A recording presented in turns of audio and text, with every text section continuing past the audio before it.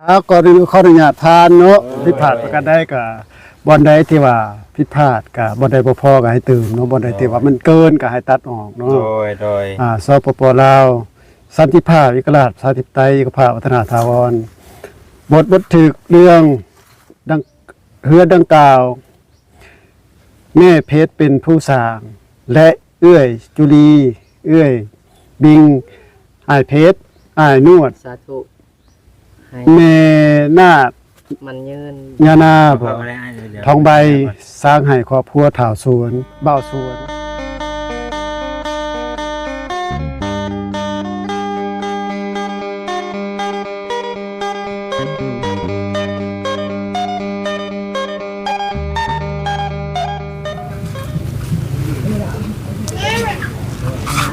เปิดภาพขึ้นมาเนาะพี่น้องได้ยินได้เสียงสิเพิ่นเว้ากันเจ้าอยู่พี่น้องเลยเอาเนาะวัดท้องฟ้าเขียวอามรามเนาะให้กลัวท้องทะเลพี่น้องเลยเบิ่งทรงนี่โดนอยู่ได้บาทนี่ฝนนะผู้ใดมีเขางั้นก็อัดไว้เด้อน้ำในเนาะน้ำให้น้ำนาอัดไว้โดนได้บาทนี่เบิ่งทรงนี่คือสิน้ำตกอยู่เทิงฟ้าเขินเติงเยิงเนี่ยได้เนาะแต่ว่ากายขึ้นมานั้นน้ำยังท่วมให้ท่วมหน้าอยู่พี่น้องเนาะเพราะว่าเพิ่นปล่อยเขื่อนน้ำเซจำพรยังท่วมยังบานพังอยู่เนาะแถวทงไห้ทงหน้ายังเต็มอยู่พี่น้องยังบ่เห็นฮอดปลายเข้าแต่กระบะกระเบาะเพิ่นพี่น้องเอ้ยจังใดก็ขอกราบทักทายสบายดีกับพ่อแม่พี่น้อง FC กันเบิดสุขุสุคนพี่น้องเอ้ยอยู่ทางฝั่งลาวฝั่งไทยหรือว่าทางต่างประเทศนำเด้อพี่น้องเด้อกายินดีต้อนรับเข้าสู่ช่องของบาวตาบ้านเฮาคือเก่าเนาะพี่น้องเนาะตอนนี้ก็อยู่เฮือนไอ้สวนเนาะ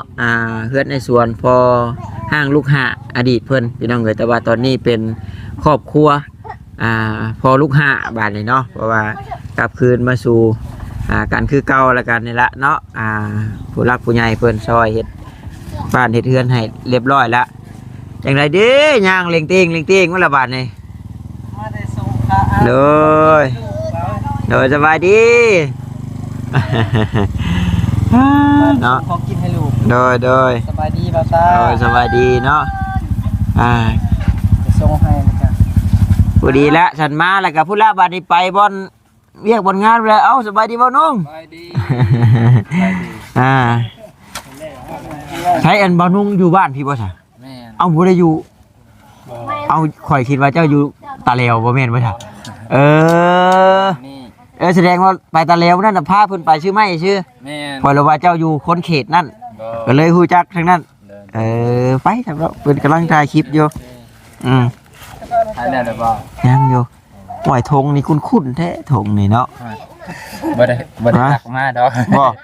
มีสายแบตออกมานี่คุ้นนี่ได้นี่ โอ้คุณทงผู้ใดเนาะ ได้เว้า เป็ดมาได้ชื่อเป็ดไก่เลยได้ป่ะต่อย ชื่อเป็ดชื่อไก่มาเลย โดย เตรียมขึ้นเฮือนนี่ โดยเตรียมขึ้นเฮือน ปาโถเตรียมขึ้นเฮือนชื่อเป็ดชื่อไก่พี่มาพี่บัดนี้มาในบ้านเพิ่นท่าอยู่นี่ชื่อเป็ดชื่อไก่มาเตรียมไว้อยู่คืออยู่คักเลย หามือแล้วบ่มือใดสบายดีเด้อทางนี้โดย สบายดีบ่าวแซนสบายดีบ่าวสลีสบายดีในบ้าน ในบ้านหากมาฮอด เด้อ ฮอดตลอดได้ถ่ายเจ้าได้นี่น่ะ หามาฮอดดิ มาถึงเราจะไปหากันมาฮอดมาเท่าได้ติ ในบ้านเพิ่นว่าโดนแล้วในบ้านว่าซั่น มาซะเฮา ลูกเลิกแล้วเรียน เลิกส่วนของกิน พี่จังสิ มุมนั้นจะมุมนั้น นี่จะมาตั้งนี่ มาคือกันแหละคือกันน่ะ เนาะว่าแล้วมันอยู่กลางโฮมดิ กล้องได้กล้องข้างนึงเด้ผมมัน ใส่เนาะเห็นอยู่บ่ไอ้ชวน ผมนี่เด้ เห็นอยู่บ่หายืนอยู่นี่ โอ้แจ้ง โอ้คักเนาะ พ่อบ้านก็แจ้ง ผู้บ้านก็แจ้ง คือฮอ มามีแต่ว่าสิเขียนซะก่อนพี่น้อยเนาะเขียนก่อนอันใดที่ว่าคำใดที่ว่าเพิ่น เขาเขียน ต้องการอยากชื่อออกมาเนาะ ชื่อหยังเขาก็เขียนลงไปหันเจียนะ เด้อ แบบเดียวกับเพื่อนอันตู้โจยนั่นแหละพี่น้องเอ้ยเนาะ อ๋อ บ่ได้มีอันล่างที่แบบว่าแบบนั้นแบบนี้หรอกแต่ว่าเฮาต้องการหยังก็เขียนลงไปไว้หันเจียแล้วก็เฮ็ดบทบันทึกไว้ มันก็สิล่างบ่ได้ก็ยาดอกสำคัญก็คือตาประทับในบ้านนั่นแหละจังหวะน่ะถ้าบ่มีตัวนี้ก็บ่แล้วอีกคือเอาได้ ในบ้านประทับตาเนาะบ่แม่นตาประทับในบ้านเด้เออ มีประทับตาได้ว่านี่ก็บ่แล้วเลยเดี๋ยวเจ้าเขียนลงไปเขียนลงไป ฮะ เอาเลยเจ้าเขียน เอาให้คนที่บ่เขียน เอา เจ้าผู้เดี๋ยวว่าหยอกชื่อได้ เยี่ยมแน่ โอ้เนาะเสียดายบ่จิตบ่มามื้อนี้เนาะ เขียนจะได้บันคือเพราะคือเรื่องการเขียนนี่บ่แซนนี่บ่ถนัดปานใด บ่ถนัดบ่ ถนัดเรื่องการเขียนปานใดนี่ว่าตรงๆเลยเด้ อ่า เพราะว่าก็เคยเรียนมาอยู่แต่ว่า มันได้ท่องชนะมันเสียนะ จบโดนโทษเนาะ จบโดนโทษ บ่แต่ว่าบอกนี่บอกได้บอกให้เขียนไปได้แบบนี้บอกได้แต่ว่า เวลาสิประกอบอักขระใช่นี่ล่ะมันสิยากนิดนึง จบโดนโทษข่อยว่าอยู่ พูดดิ อันนี้น่ะเขียนยาวใช่บ่หรือว่าเอาเป็นซองใบ บ่เขียนแบบนี้ เบิ่งดูเอา นี่2ใบใช้กันเลย สมมุติว่าใบนี้น่ะจริงให้บ่สวน บ่ได้ ฮะ บ่ต้อง อ๋อ บ่ให้เพิ่นเขียนแล้วคือเขาเขียนให้มันสำเร็จใบหนึงก่อน แล้วค่อยสิไปก๊อปไปถ่ายเอกสารไว้บัด โอ้ เป็น2ใบแล้วก็ให้มาให้บ่ส่วนใบหนึงแล้วก็ให้ในบ้านเก็บไว้ใบหนึงนะ อ๋อ เป็นหลักฐานนำกัน เด้อ ค่อยสิ copy ไว้บ่ได้ แต่ว่าเขียนยาวรถเนาะ เขียนยาวเลย ลุงบ่ได้ไปให้อ้น เอาได้บัดให้เริ่มได้ เริ่มกันเริ่มก่อนนี่ ใช่เบิ่งแบบมันด้วย เฮ้ โอ้สปปลาวนี่เฮ้ยนี่ อันนี้มันก็ต้องได้ว่าไม่แล้วสิไปเอาไว้นี่ว่าเราบ่ได้เนาะต้องได้บอกกันใหม่ได้บัดนี้ได้ ตัวนี้มันก็คือเก่าแล้วตัวนี้น่ะฟันตัวนี้มันก็เอาตัวเก่า ตัวนี้เอาตัวเก่าตัวนี้ แต่ตัวนี้ก็เฮาก็แตกออกจากตัวนี้เนาะเขียนอันแต่ว่าเขียนน้ำสุด เอาแบบเก่าแต่ว่าเปลี่ยนแต่ชื่อ เปลี่ยนที่ซื้อแต่เอาอันเก่าแหละแต่ว่าเปลี่ยนที่ซื้อนี่นะ คือชื่อ ผู้นี้ ส่วนกับบัญชี คือว่าเขียนบทบันทึก มันก็ม่วนนี่เด้เนาะ หมดนี่เนาะ ม้วนนี้คือเก่าเลยต่างแต่เปลี่ยนตัวนี้เปลี่ยนอันน่ะนี่ตัวนี้เปลี่ยนซื้อตัวนี้กับซื้อตัวนี้อันน่ะชิมเจ้าก็ยังคือเก่าแหละนี่ตัวนี้อ่ะ โดย คือเก่า อาจจะเดี๋ยวเฮาสิบอกว่าตาได้ว่าตาเด้อเอานี่สปปลาวนี่ สปปลาวเนาะ เด้อก่อนเด้อ สปลอแล้วเนาะโอ้ยงามเด้อว่าตาเด้อ โอ้ งามบ่ ปั๊บหมกชิบด้วยเป็น ก็ประมาณนี้ดอก เพิ่นอาจารย์เพิ่นให้ขาดเลย เนาะเบานุ่งนี่บ่ค่อยปานใดเอา โอ้ยเนาะยาดอก ได้อยู่ เจียลินได้อยู่ กินจริงจังเด็ดมือสั่นเลย ชันกับชันอยากกินข้าวแล้วค่อยได้ สั่นยันพิษ จะกินข้าวบ่ พิษกับแก้ไว้เนาะ แก้หลาย บ่เขียนวันที่มันบ่ว่าตา บ่ตัวนี้หั่นบ่พอเขียนโพนเขียนบันที เย็นก่อน มีแต่ถ่า ลุงท่า มีแต่ถ่านางพังบ่แสนเพิ่นบอกได้บัดจังเขียน เพิ่นว่าเขียน2ก่อน เจ้าเขียนแล้วแหละตัวนั้นน่ะฟันตัวนั้นสันติภาพก็ได้สันติใจอีกพัฒนาถาวร สันติภาพเนาะ เขียนตัวนี้บัด สาธารณะก่อนบ่ สาธานี่เด้ ได้แล้วเนาะวันนี้สันติภาพเลย สันติภาพประชาธิปไตยบ่เอกภาพวัฒนธรรม เป็นสีชันอยู่ข้าวว่าตาใช่ยุคโกดันละลายภาพสันติภาพเอกราชเนาะ นี่ เป็นการเขียนนี่บ่ถนัดปานใดเนาะ ราช แต่ว่าก็อ่านได้อยู่ ประชาธิปไตยเนาะ เขียนบ่เป็นสมคือมันว่าอีเนาะอ่านได้เขียนบ่เป็นมันหมายความว่าจังได๋อ่านได้เขียนบ่เป็นพูดว่าเขียนเป็นอ่านบ่ก็ ไทย เป็นอาจจะเขียนบ่งาม ภาพ เอกภาพเนาะ เขียนพอได้ เขียนตองที่รถเนาะพอเนาะ นะครับบ่อยากเขียน เด้อแม่น ยันผู้อ่านบ่เป็นแม่น ยันปืนอันบ่ออกเนาะ เอกเด้อเนาะบ่แม่นเอเด้อเนาะ เอกภาพ เอ กับภาพวัฒนธรรม ว่าแม่นคนลาวบ่เนาะ วัดทะ นาบอน ทาวร บัดนี้เจ้าสิลงนี่ได้ตัวนี้ไปบัดนี้เขาบอกเจ้าอีกเขียนบทบันทึกเรื่องยังกับพวกเจ้าว่าตามที่ บัดนี้เฮ็ดบทบันทึกเนาะบัดเนาะ เฮ็ดบทบันทึกมันเด้อ เดี๋ยวว่าบ่จ้ะ นี่เนาะ พี่กลางพี่ มันจะงามเนาะ อย่าวางตัวนึงเนาะ อืมเขียนบทบันทึกเนาะ โอ้อาจจะเทิงลุมบ่เจ้าอาจจะลุมคือเทิงบ่ได้สิเอียนเขาเขียนมัน เฮ้ยเนาะถูกแล้วบัดนี้ โอ้หั่นน่ะน่าบทบันทึก ว่าบันทึกเขียนว่าบันทีน่ะ วันที่บ่เขียนเอา ถ่ายบ่ นี่เจว่า ว่าบันทึกเรื่องเฮือนบ่สวน บทบันทึกเนาะเรื่องเฮือนบ่สวนบัดนี้ ว่าบันทึกเฮือนบ่สวนสิบ่ได้ว่าเอาเรื่องอยู่ บ บ่ ทบันทึกเฮือนบ่สวนนั่นแหละ เฮือนเนาะ มาบัด มาสวนเนาะบ่ให้มีสิทธิ์ขายเนาะ เฮือน เนาะ โยรัดกันเด้ เฮือนบ่าวสวนเอา สวนเนาะบัดนี้ แม่นบ่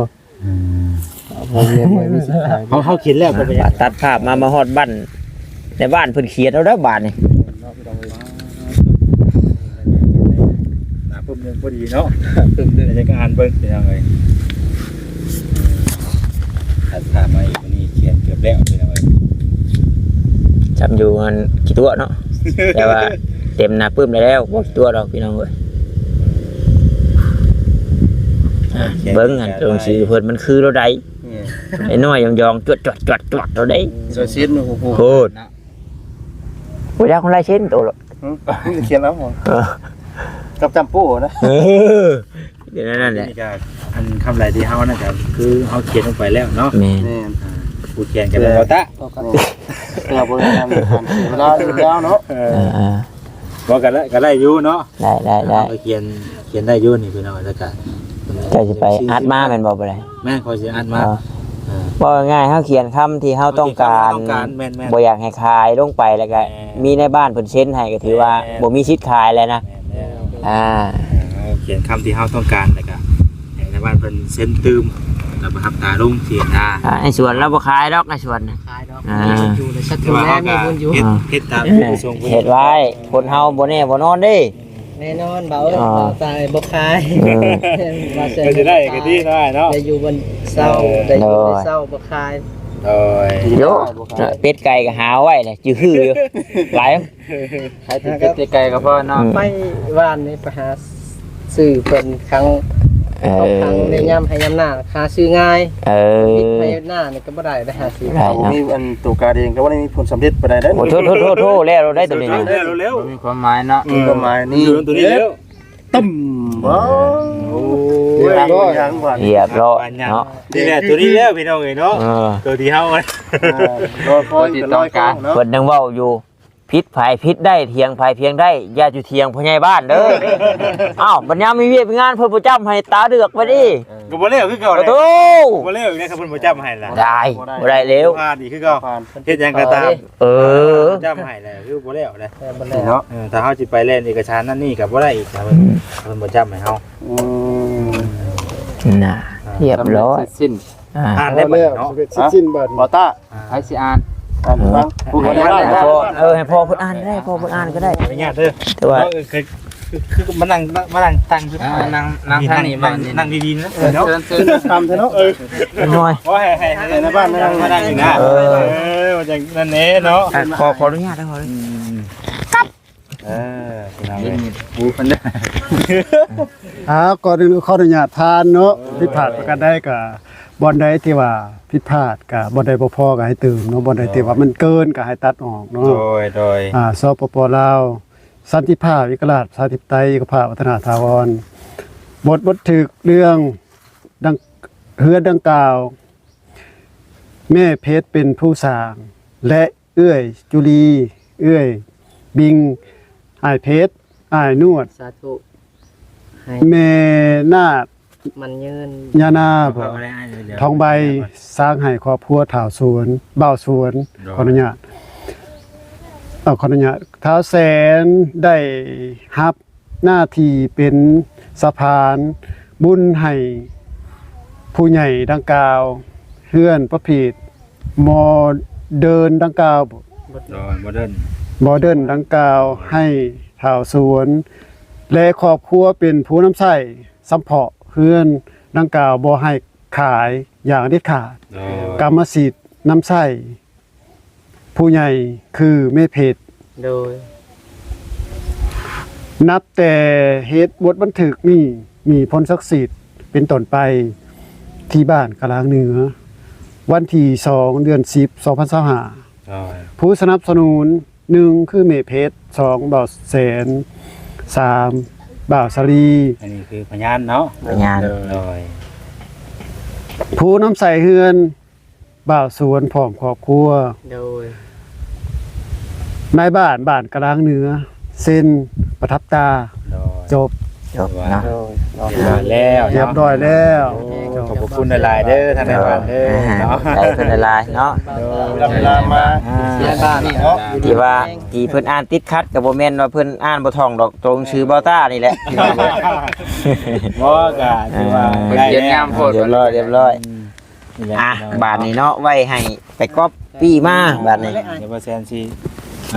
ถ่ายรูปไว้ก็ได้ครับว่านั่นก็ถ่ายรูปไปนำถ่ายรูปไปนำก็ได้นำกันเนาะ แม่น เพราะว่าเฮาก็สิถ่ายไว้เด้เฮาถ่ายรูปทั้งรูปแล้วก็มี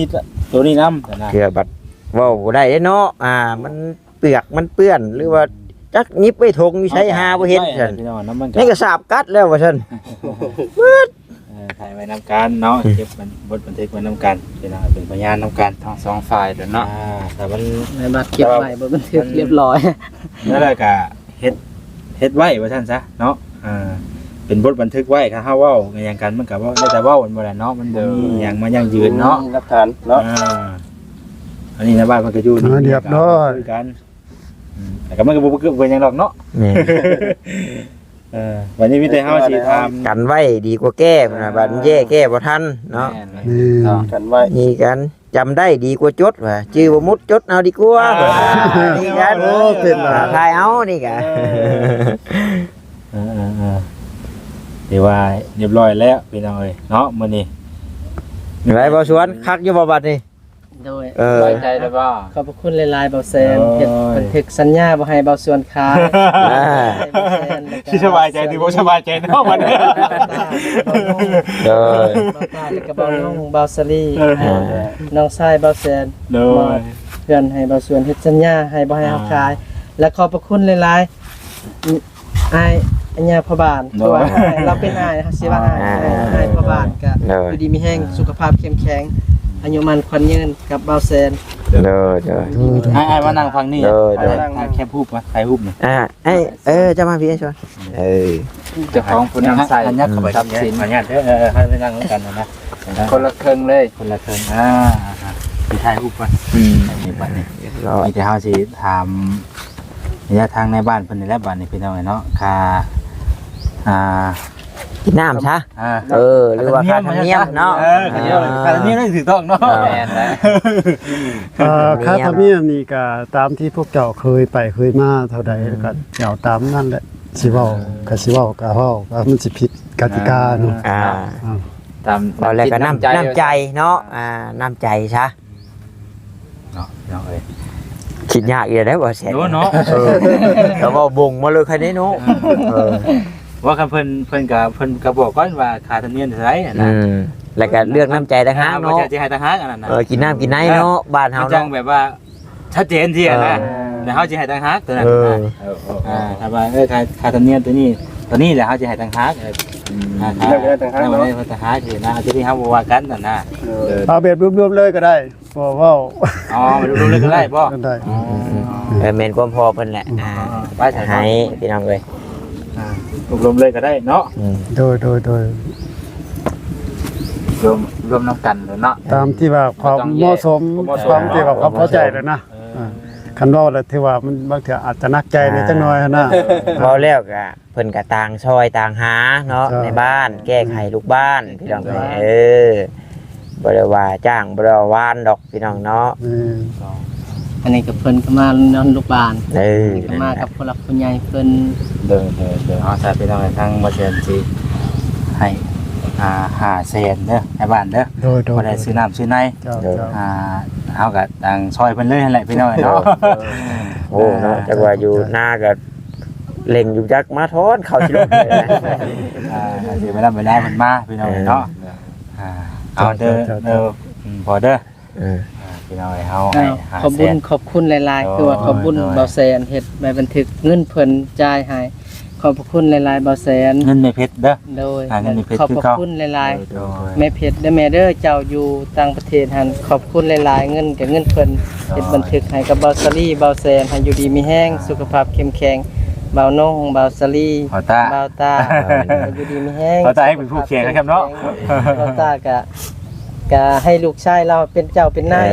ลูกสาวก็ให้อันเป็นผู้ดีเนาะ มันคนยืนขอบพระคุณหลายๆ เป็นยังเป็นยัง ขอ เนาะ บคุณพ่อบ้านเพิ่นมา ขอบคุณขอบใจหลายๆ จนได้แล้วน้ำเพิ่นและอยู่ดีมีแห้ง โดย พี่น้องเนาะวันนี้เฮาก็สิเอาไปไทยเอกสารไว้ก็สิมาให้บ่ส่วนก็เอาไปให้ทั้งพอไว้แบบนึงเนาะว่าเฮาเก็บน้ำกันมาซั่นซะเนาะยังมีปัญหาว่าเฮาก็เจ้าก็มีข่อยก็มีเด้เนาะต่างคนต่างมีน้ำกันว่าล่ะถ้าสิมีผู้ใดผู้หนึงก็มีแต่ว่าแชร์ก็บ่ได้อีกเด้บัดนี้มีก็บ่ได้อีกเนาะ ตามน้ำพอบ้านค่อยบ่มีได้เอาแล้ว บ่ได้มีได้ว่ะ ไปบูแล้วเนาะ อีกแล้ว โอ้ย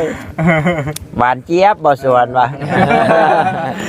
เอาเนาะก็บ่เป็นหยังพี่น้องเนาะก็ขอบคุณขอบใจหลายๆเด้อขอใจมาคนร่วมมือนำมื้อนี้พี่น้องเนาะบ่ได้มีเนาะเฮาก็ ใจหลาย เฮาก็แค่ว่าเฮ็ดบทเฮ็ดไว้ กันไว้ บ่ได้มี เพื่อความสบายใจเดี๋ยว จะ จะ เฮาซอยเพิ่นไปเฮาก็อยากให้เพิ่นได้เพิ่นมีให้เพิ่นมีหม่องอยู่หม่องเซาแหละเนาะ ก็บ่ได้คิดว่าสิมาหยิบเอาคืนดอกแต่ว่าเฮ็ดไว้ เป็นหยังเฮาจะเฮ็ดไว้ก็ย้อนว่าอยากให้เรานำใช้ตลอดไปชีวิตนั่นแหละเนาะ แต่ก็ให้มันจ้าแจ้งชัดเจนบ่แม่นสิเฮ็ดบ่ลุกบ่รวยไปเด้ในบ้านในหยังเพิ่นก็รับรู้แล้วก็เฮาก็สบายใจแม่นบ่ เนาะ บ่แม่นสิว่าโอ้ยวันดีคืนดีมาทุกข์มามั่งเอาบ่บ่ได้ อย่า ๆดีมีแห้งให้ ผู้รักผู้ใหญ่มาเห็นเฮือนเอ้าคือมาตั้งไว้แท้พอบ้านก็สงสัยเบาส่วนเฮ็ดหยังมาปฏิมา นั่นล่ะนี่ทุกอย่างมันก็มีที่ไปที่มา ซอยพี่ผู้ชนะชุนแล้วเฮาก็ดีใจเนาะผู้ซอยเนาะ เฮา เฮาก็ดีอกดีใจพ่อบ้านมาฮอดเฮาก็อยากเป็นผู้รักผู้ดีของพ่อบ้านบ้านอยู่ดีมี มี แห้ง แต่ เบิด ตั้งมุกตั้งใจนั่นแหละดีเฮาก็เฮ็ดช่างเอาบัดนี้เนาะเฮ็ดต่อเติมให้ขนาดเพิ่นเฮ็ดเพิ่นช่างให้ขนาดนี้แล้วนะเฮาก็ได้อย่างมีหยังเฮาก็เฮ็ดก็หาเอาเนาะ เด้อ เพิ่นช่วยเฮาขนาดนี้แหละพี่น้อง ขออนุญาต แต่เปิดเนาะ เอาคอยจำคำเจ้าได้หน่อยหนึงปีนี้ทำอยากเป็นผู้ฮู้ผู้ดีของผู้บ้านนั้นมือขึ้นเฮือนนั้นไตมันกับอันนี้มันเอาไว้เพิ่นเด้อหัวท่าบีนึงเพิ่นมักพ่อบ้านฮอดและฮอดเพิ่น นั่นล่ะให้มักสิปั๊บโลดเด้อพ่อเนาะ มือเอามือออกมาซาได้บ่ได้มือ วิ วิ ท ธี ย์ นะ ก่อน วิทย์ก่อน 4-5 มื้อ5เที่ยงก่อน บอกบ่แซนเด้อ เด้อ บอกล่วงหน้าก่อนได้มือดูได้เนาะ ปุ๊บปั๊บบ่ได้เนาะ มือใดแต่ว่าเฮาพ่อมันนะ เขาต้องเขาต้อง สาวิทย์นี่แหละ พ่อแล้วมือ1 2มื้อ แม่ 2มื้อว่า อ มื้อ อก นั้น พรร มื้อนี้ ษาวิทย์เลยประมาณ5-6-7 มื้อ บัดเพิ่นขึ้นมาเจ้าก็จังแจ้งเพิ่นอีกอีกเทื่อนึง เขาอยากให้ผู้รักผู้ใหญ่คือว่าเบาแสนนัดเฮาธรรมดามัน บ่เจ้า โอ้ มือก็ได้ เจ้าของเฮือนแหละนัด พ่อผู้ใดคอยเอาไปเจ้ามือนั้นเดี๋ยวนะ มื้อนี้ เขา มัด แม่ เพราะว่า ทำทีมงานสิพ่อ เขา บ่ ก็จะเขาก็สิได้เตรียมท้าเนาะสมมุติว่าเจ้ามักมื้อนี้เขาก็เฮ็ดเขาก็สิได้เตรียมไว้สินะ เพราะว่าการขึ้นเฮือนแล้วแต่เจ้าของเฮือนมักว่ามื้อใดงามบ่งามเด้เป็นมือออกพรรษาพุ่นแล้วเบาตา เด้อพรรษาเป็นเบาซาลี่แล้วก็พ่อบ้านพรรษา พรรษาประชาชน พรรษา น้ำเด้น้ำ ใช่บ่แม่นแม่น คนพี่น้อง คักบัดนี้ขอบมุกขอบใจพ่อเพิ่นหลายแหละที่เสียสละเวลาเนาะโอกาสมาเฮ็ดบทบันทึกให้โดยสาธุพอเพิ่นแหละมื้อขึ้น พ่อบ้านเฮาสิไปหาพ่อบ้านอีกเทื่อนึงเด้อพอเด้ออ้ายเด้อ ไปหาเพิ่นนั่นแหละหัวท่าบีต้องจงได้เพิ่นเป็นผู้รับผู้ใหญ่เว้าอยู่หัวท่าบีผู้จงบ่ได้ดิเอานั่นเนาะโอ้ยเอา เขียนหนังสือ เข้าใจพี่น้องเอ้ยเนาะเว้าหยอกนัวหัวม่วนกันดอกพี่น้องเอ้ยเนาะหากว่าผิดพลาดประการใดก็ขอโทษขออภัยนำว่าบ่ต้าก็สิเป็นคนสไตล์มักเว้าหยอกเว้าแซวแน่พี่น้องเอ้ยเนาะเว้าหลายเนี่ยจักหน่อยหากว่า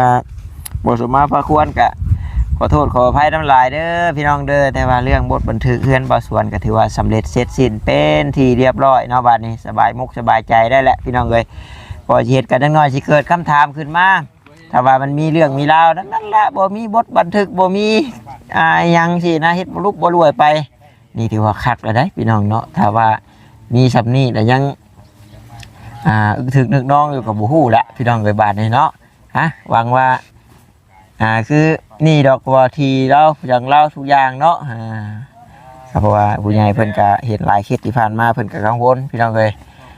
มีแต่ว่าอย่างใดก็ขอบมุกขอบใจทางแม่เพิ่นหลายๆนะเนาะพี่น้องรวมถึงพ่อแม่พี่น้องที่นั่งเบิ่งนั่งชมอยู่พี่น้องเอ้ยก็ขอขอบมุกขอบใจหลายๆเนาะขอกล่าวคำว่าสบายดีพี่น้องบ๊ายบาย